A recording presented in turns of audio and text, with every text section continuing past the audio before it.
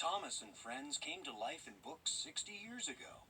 Now you can read one of Thomas's stories in the Little Engines Can Do Big Things read along. You can choose the read along button, or you can choose read on your own if you'd like to read the story by yourself. Happy reading! Little Engines Can Do Big Things by Britt Allcroft.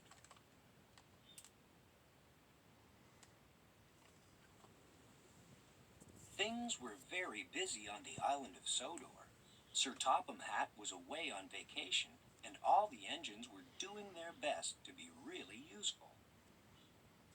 But Thomas the Tank Engine did not feel useful at all. James teased Thomas for bumping into the buffers. Gordon scolded Thomas for being late. They made Thomas feel unimportant. Important is big, Gordon told Thomas, and we are big engines. You are small. Bossy sprockets, grumbled Thomas. I'll show them. Little engines can do big things, Thomas said to himself, especially when they have nice blue paint like me. But just then, Harold the helicopter flew by, making a cloud of dust. Thomas's nice blue paint got all dirty. Two nasty diesels made fun of Thomas. Let's start laughing now, they said, and they did. Thomas was determined to prove that little engines could be really useful too. That night, Thomas was right on time doing his mail route. He even comforted Percy, who felt bad for being late. The next morning, Thomas saw Henry looking glum. Morning, Henry, peeped Thomas. What's the matter?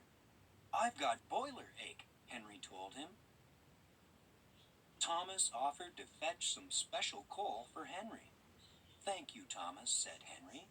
Special coal will make me feel much better. Thomas smiled and puffed away, feeling really useful indeed.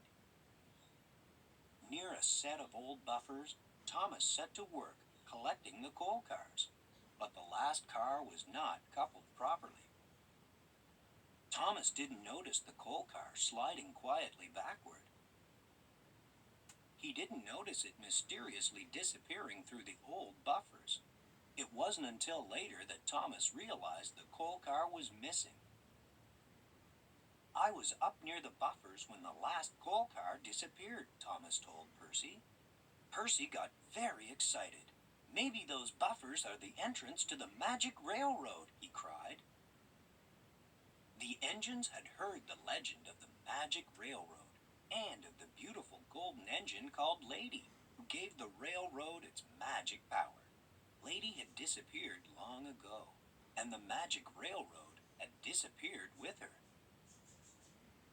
Percy, you are clever, Thomas exclaimed and hurried away. Thomas steamed back to the old buffers. He knew that bringing Lady back would be really useful, but he was nervous too. What if I go on the magic railroad and my wheels don't work, thought Thomas. What if it's dark? But Thomas kept going. He reached the old buffers and passed right through. The magic railroad was dark and scary, but it was also beautiful. Thomas found the missing coal car. With the car coupled properly, he continued along the magic railroad. Thomas passed through another set of buffers and into a world he had never seen before. This was the other end of the magic railroad and the home of Lady, the golden engine. Lady had not run in many years, but with the help of the special coal from the island of Sodor, she was soon steaming again. As Lady moved along, her lovely, happy face was revealed once more. The rails became clear and golden, and beautiful shavings fell behind her and gathered between the tracks. The magic railroad was coming back to life. Thomas followed Lady back through the buffers. With a roar, the two little engines burst onto the island of Sodor. Hooray for Thomas, the engines cheered. Lady was back, and the magic railroad would run once again. You see, said Thomas, little engines can do big things. The end. Look for Little Engines Can Do Big Things and other exciting Thomas adventures from Random House, wherever books are sold.